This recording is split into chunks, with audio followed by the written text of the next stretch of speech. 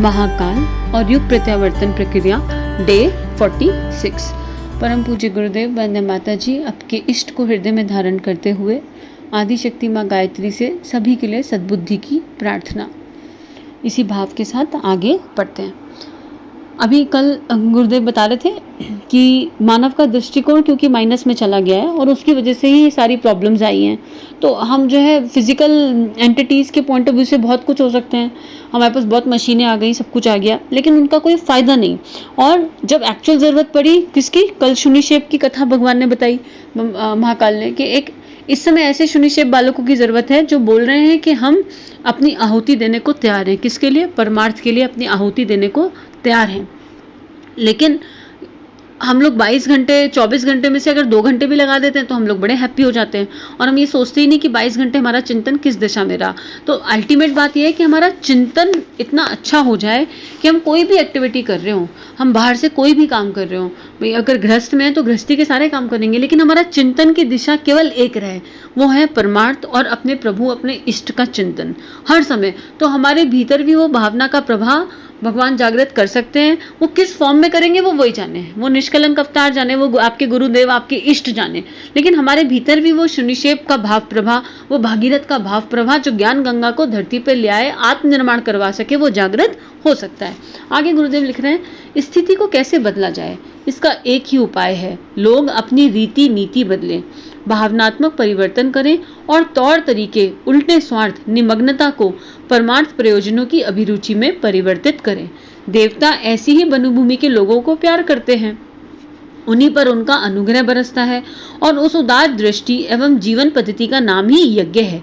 यज्ञ का मेरुदंड है बलिदान। निरीह पशुओं का खून बाहर डालना तो एक पैशाचिक कृत्य है।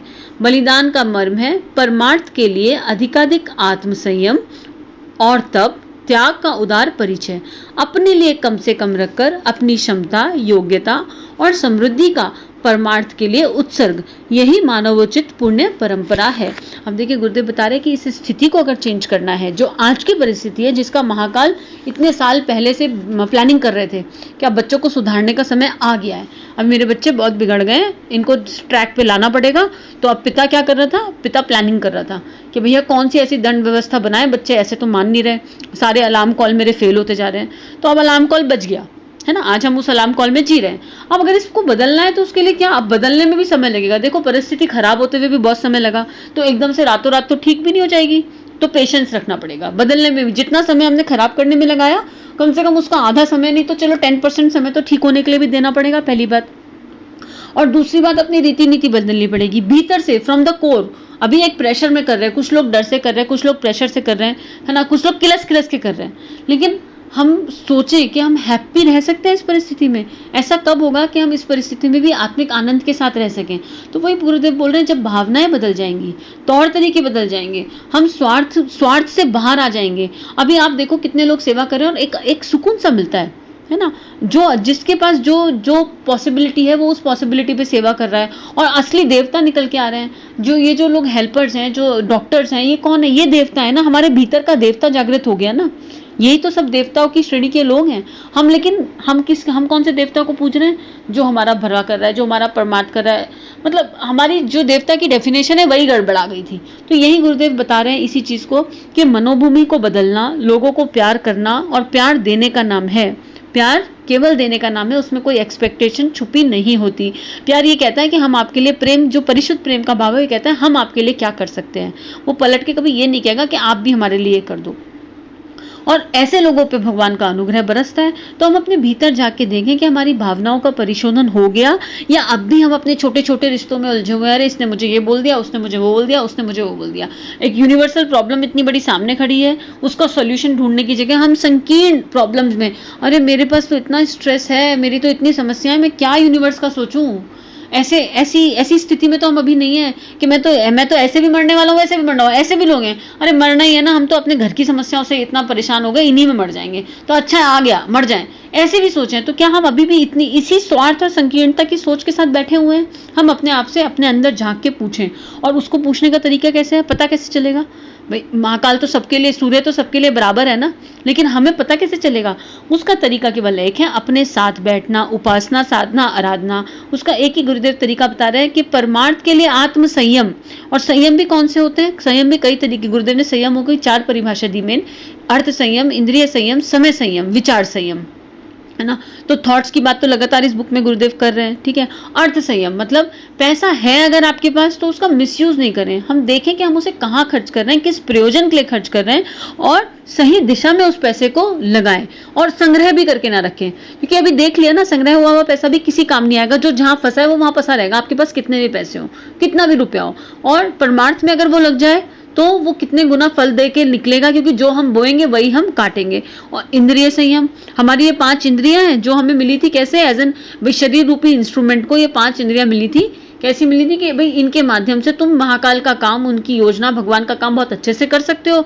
लेकिन हो उल्टा गया, हम इन इंद्रियों के चक्कर में उलझ के रह गए। जीभ अपने खाने पे अटकी पड़ी है, आंखें पिक्चर में, मूवी में, सिनेमा में इधर उधर रस ढूंढ रही हैं। हम टेम्परेरी इंद्रियों के टेम्परेरी रस में फंस के रह गए, है ना, मिली किसी और काम के लिए थी। और विचार, समय संयम, ये समय संयम तो बहुत इंपॉर्टेंट है। ये समझ में आया है अब तक की लाइफ में कि टाइम इज द, बस मेरा ये वाला जो पल है, क्या ये मैंने, हम रोज रात को सोते टाइम अपने आप से ये पूछें कि ये 24 घंटे में से कितने घंटे मेरा चिंतन, कितने घंटे वो चिंतन सही दिशा में रहा। और उस खाली चिंतन, शेख चिल्ली की जैसे सोचना नहीं, अगर भगवान ने कोई प्रवाह दिया, कोई भावनात्मक प्रवाह दिया, तो उस प्रवाह की दिशा में कितने घंटे लगाए, समय का कितना नियोजन उस दिशा में किया गया, ये अपने आप से पूछ लें। तो यही गुरुदेव बोल रहे हैं। और तप का मतलब, तप कई तरीके के हो सकते हैं। जब ये इंद्रिय संयम, अर्थ संयम आ जाएगा, ये सब क्या है? ये तप ही है ना। त्याग, उदारता, मन में उदार हो मन, मतलब परमार्थ के लिए हम सोचें, केवल अपने लिए ना सोचें। भाई अभी जैसे अभी अपने एरियाज में हो रहा है, तो हमारे एरिया में छोटे छोटे ग्रुप बन गए, कितने अच्छा लगता है उन ग्रुप्स को देख के। जब लोग, उन ग्रुप्स की हेडिंग है no one will sleep empty stomach in our area, है ना। लेकिन और ऐसे छोटे छोटे कई क्षेत्रों में बढ़ रहे हैं। कितने लोग हैं जो ये ध्यान रख रहे हैं और पूरे दिल से ऐसा कर रहे हैं कि नहीं कोई भूखे पेट ना सोए, और उसके लिए उन्हें कितने एफर्ट्स लगाने पड़ रहे हैं और एक रिस्क लेके। ये सब शून्य शेप है ना। अभी देखिए जो डॉक्टर्स हैं वो अपनी ड्यूटी निभा रहे हैं, लेकिन कितने ऐसे लोग हैं जो बाहर निकल कर आ रहे हैं, क्षेत्रों में जा रहे हैं और खाना बांट रहे हैं, खाना बना रहे हैं। ये कौन है? ये शून्य शेप है। इन्हें पता है कि यहाँ इनकी बलि चढ़ने की पूरी संभावना है। तो ऐसे लोगों के तो चरण वंदन, ऐसे लोगों को नमन वंदन, जो अपने घर से बाहर निकल के, और उसके लिए उन्हें लोहा नहीं लेना पड़ा होगा अपने परिवार से, बिल्कुल लेना पड़ा होगा। हम लोग कायर हैं, हमसे वो लोहा नहीं लिया जाता। हम सोचते नहीं हमारे बच्चे का क्या होगा, पति है, ये है, सब लोग क्या बोलेंगे, हम यही फंस जाते हैं। लेकिन जो लोग निकल के जा रहे हैं, क्या उन्होंने अपने परिवार के एक कदम उठाया नहीं होगा? परिवार वालों ने रोका टोका नहीं होगा? ऐसे तो विरले होंगे ना कि जिनकी पूरी फैमिली निकल गई, चलो भाई सब लोग चलते हैं, ऐसे बहुत कम होंगे। तो ये सब वो शून्य शेप हैं जिनकी इस समय महाकाल को आवश्यकता है। और ऐसे शून्य शेपों के श्री चरणों में शत शत नमन। भगवान हमारे अंदर भी वो प्रेरणा, वो भाव, संवेदना भरे, अगर हमारी कैपेसिटी हो गुरु इच्छा से, कि हम भी एक कदम तो बढ़ा पाए, जिस भी दिशा में बढ़ा सकें, जिस भी दिशा में वो ले जाना चाहें, पर कुछ कदम तो बढ़ा सकें। तो यही बात गुरुदेव यहाँ पे लिख रहे हैं। फिर गुरुदेव यज्ञ का जो तत्व दर्शन वो बता रहे हैं। यज्ञ में जो भी हम स्टेप्स फॉलो करते हैं, अगर आप यज्ञ किसी ने कभी करवाया हो या अटेंड किया हो, और हम लोग मैक्सिमम सुनने वालों को यज्ञ का पता है, तो आप ये देखिए कि एक एक जो स्टेप है यज्ञ का ना, उसका पूरा साइंस है, पूरा साइंस है। तो गुरुदेव वो बोल रहे हैं कि यज्ञ ना जीवन जीने की कला है। यज्ञ नहीं केवल कर्म, उस कर्मकांड का एक एक स्टेप भी वही कला समझा रहा है। और इस समय गुरुदेव को घर घर में, महाकाल क्या कह रहे हैं कि घर घर में जब तक ये यज्ञ अनुष्ठान नहीं होंगे तब तक देवता प्रसन्न नहीं होंगे। और यज्ञ में क्या होता है, आप एक मिर्ची ले लो, है ना, और एक मिर्ची कच्ची आप सैलेड में खा जाओ तो एक जने को स्वाद आएगा। वही मिर्ची आप छौंक में जला दो, पूरे घर में चाहे 10 लोग बैठे हैं, चाहे 15 लोग, इनफैक्ट आसपास के एरिया में भी सब लोग खांसने लगेंगे, छींकने लगेंगे। तो वो जब यज्ञ में जल जाती है, अब ये मिर्ची की बात थी, तो वही सामग्री अगर एक इंसान की मनोवृत्ति, एक इंसान के भाव विचार यज्ञ अग्नि बन जाए अगर, तो वो कितने लोगों के जीवन में परिवर्तन कर सकते हैं। एक बदला हुआ विचार, एक बदला हुआ व्यक्तित्व बहुतों की चेतना को स्पर्श कर सकता है। डिपेंड करता है कि उसकी आत्मता का विस्तार किस लेवल पे हो गया, कितना मैं डिसॉल्व हो गया। तो यही बात गुरुदेव बोल रहे हैं कि अब इस अग्निहोत्र की आवश्यकता है। और यज्ञ परंपरा जो है, जो यज्ञ परंपरा चलाई, वो इस अग्निहोत्र का एक तत्व, एक जो है प्रतीकात्मक रूप है, समझाने के लिए कि हम यज्ञ के माध्यम से लोगों को समझा सके कि हमारा जीवन कैसा होना चाहिए। तो यज्ञ का वास्तविक अर्थ क्या है? वो परमार्थ परायण होना है और जीवन ही उस तरह का जीना है कि हम अपने लिए जिएंगे ही नहीं। हम, यज्ञ की अग्नि हमेशा ऊपर की ओर उठती है और वो यही दिखाती है कि हमारा जीवन हमेशा ऊपर की ओर और लोगों के कल्याण की ओर, सबके लिए, सबको साथ लेके चलेगा, यही एक भाव।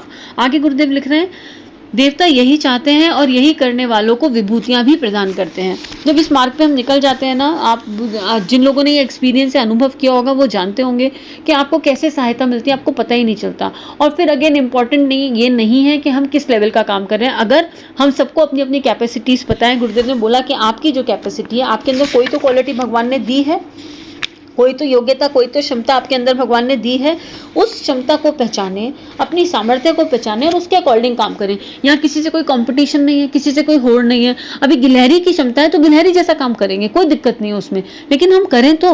और अगर हमारी क्षमता शेर वाली है और हम गिलहरी वाला काम करें तो हमें पता है कि कहाँ गड़बड़ हो रही है, हमें अच्छे से पता है फिर हम कहाँ गड़बड़ कर रहे हैं। ये हमारा भीतर वाला, हमारा मन अच्छे से जान रहा होता है।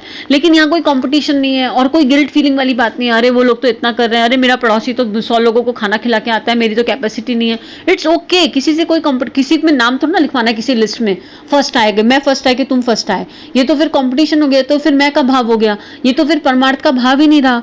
तो इस सब उलझन में पड़ना ही नहीं है, बस अपने भीतर झांक के देखना है, मुझे क्या क्वालिटी मिली है, मेरी क्या कैपेसिटी है। अभी मैं कितनी लेडीज को देखती हूँ जिनको सिलाई आती है, और आप ये देखो कि कितना बढ़िया काम वो लोग कर रहे हैं। और भी बहुत लोग ऐसा काम कर रहे होंगे जो मास्क बना रहे हैं और अच्छा सा कपड़ा लाते हैं, उसको धोते हैं, उसमें मेहनत करते हैं, मास्क बना के फ्री में मास्क बांट रहे हैं। अब देखो, ये भी तो देवीय प्रेरणा, ये काम कोई छोटा काम है, बहुत बड़ा काम है, लेकिन करने वाले के भीतर वो भाव तो जागृत हो। और अगर अब वो यही सोचने लगे अरे मास्क बनाने से हमारे क्या हो जाएगा, नहीं, क्यों नहीं होगा। अगर एक, और वो एक अकेली लेडीज दिन दिन में 100 मास्क बना रही है, तो कितने सारे मास्क बन गए और कितने लोगों को उन्होंने बांट दिए, घर के बने हुए मास्क। तो काम कोई छोटा बड़ा नहीं है यहाँ पे। यहाँ हम ये देखें हमारी कैपेसिटी क्या है, एज एन इंडिविजुअल हमें भगवान ने क्या दिया, और सबको कुछ ना कुछ देके भेजा ही है, निश्चित रूप से देके। हर किसी के पास एक विभूति है और उसका, लेकिन उसका पता कैसे चलेगा? उसका पता चलने के लिए तब जो गुरुदेव बार बार बोल रहे हैं, उपासना, साधना, आराधना, संयम, सेवा, स्वाध्याय, तप, ये सारे स्टेप्स हैं जिन्हें हमें फॉलो करना पड़ेगा। और अब तो करना ही पड़ेगा। अब तो परिस्थिति ऐसी है कि जो राजा जनक की स्टोरी हम बता रहे थे कल, गुरुदेव पुरानी स्टोरी वो उठाएं तो वो बिल्कुल इस समय प्रैक्टिकली दिख रही है कि कोविड-19 की तलवार सिर पे लटकी हुई है। और अगर अभी तेल, अब जो है बर्तन से तेल छलका तो वो कभी भी किसी पे भी गिर जाएगी, और वो ऐसी है, साइलेंट वाली है, उसका पता भी नहीं चलेगा। और इस बार वो तलवार ऐसी है कि अगर वो गिरी तो बहुत सारों को लेके डूबेगी। तो अभी भी अलर्ट हो जाएं, अवेयर हो जाएं, अपनी दिनचर्या को अच्छा कर लें, योग प्राणायाम ध्यान करें, और अगर वो आता है तो और लोगों को सिखा दें। भाई अगर आपको प्रैक्टिस है, आपको आ रहा है, तो आप ऑनलाइन जुड़ के 4 लोगों को और बता दो, भाई ये कर लो। किसी के पीछे नहीं पड़ना है, लेकिन अपना पहला स्टेप उठाना है। आगे गुरुदेव इसमें यही बात, इसको और तरीके से समझा रहे हैं। स्वार्थ रथ यज्ञ विरोधी लोग देवी कोप के भाजन बनते हैं और उन्हें वस्तुओं का सही सुख शांति भरी परिस्थितियों का असहज दुर्भिक्ष अवश्य त्रास देता है। अस्तु परिस्थिति बदलने की योजना बनाने वालों को बलिदानों की व्यवस्था करनी होती है, नरमेघ रचाने होते हैं, ऐसे आयोजन खड़े करने होते हैं जिनसे अधिकाधिक तप त्याग करने की परंपरा प्रचलित हो सके। गांधी जी अभी कुछ ही दिन पूर्व ऐसे नरमेघ के ब्रह्मा रह चुके हैं जिसमें हजारों लाखों बलिदानियों ने बढ़ चढ़कर दौड़ दिखाए, और नरमेघ से संतुष्ट हुए देवताओं ने भारत को 1000 वर्ष की गुलामी से मुक्त किया और स्वाभिमानी पुरुषार्थी लोगों की पंक्ति में बैठ सकने का अवसर प्रदान किया। यह एक कदम पूर्ण हुआ, यज्ञ का एक खंड चरण संपन्न भी हुआ। देखिए गुरुदेव एग्जाम्पल दे रहे हैं कि गांधी जी की क्या पर्सनालिटी थी, अगर वैसे पर्सनालिटी वाइज देखें, लेकिन उनके भीतर जो वो प्रभा जागृत हुआ भावनाओं का, निष्कलंक अवतार का, उसने कितने लोगों को बदल दिया। और क्या अहिंसा, आप ये देखो, कोई शस्त्र नहीं, कुछ नहीं, केवल अहिंसा और सत्य के पुजारी रहे। और क्या उससे क्या मिला, जब भगवान ने देखा कि भाई इन्होंने तो अपना जीवन लगा दिया, तो गांधी जी के जीवन में क्या तकलीफें कम आई होंगी, बहुत तकलीफें आई होंगी। क्योंकि अपना पहले तो आपको अपना घर छोड़ना ही पड़ेगा, क्योंकि आपका भाव वसुधैव कुटुंबकम का हो जाएगा। अब विश्व आपका परिवार है। अब आप अपने छोटे संकीर्ण परिवार में उलझ के नहीं रह जाओगे कि ये मेरा बच्चा, मेरा पति, मेरी बहू, मेरा बेटा एंड ऑल, ये मेरा वाला भाव तो खत्म ही हो जाएगा, समाप्त हो जाएगा एक टाइम पे, फिर सब में वो दिखाई देने लगेगा। तो गांधी जी को कम परेशानियां हुई होंगी, लेकिन उसका रिजल्ट जैसे ही भगवान को समझ में आ गया, तो इतने सालों से हम लोग बंधे हुए थे, मतलब जिन लोगों ने, जो लोग सुनने वाले हैं, जिन्होंने जो है दोनों टाइम देखे हैं, आज़ादी वाला टाइम भी देखा और पहला वाला टाइम भी देखा है, वो समझ रहे होंगे कि इसकी खुशी क्या होती है। हम लोग तो ब्लेस्ड हैं जो आज़ाद भारत में पैदा हुए, तो हमने वो हम और फिर जिसकी पीड़ना वही जानता है, हम उस तकलीफ को शायद ही समझ पाए कि गुलाम रहे होंगे तो उसकी तकलीफ क्या रही होगी, हमें वो शायद ही समझ में आए। लेकिन कितना बड़ा काम हुआ, और इसको गुरुदेव यज्ञ का एक खंड, एक चरण बोल रहे हैं। आगे गुरुदेव क्या समझाएंगे कल देखते हैं। अभी के लिए विश्व कल्याण की प्रार्थना। ओम शांति ही शांति ही शांति ही। हमारे YouTube चैनल को सब्सक्राइब करें और बेल आइकन को दबाकर ऑल पर क्लिक करें ताकि नोटिफिकेशंस आपको मिलती रहे।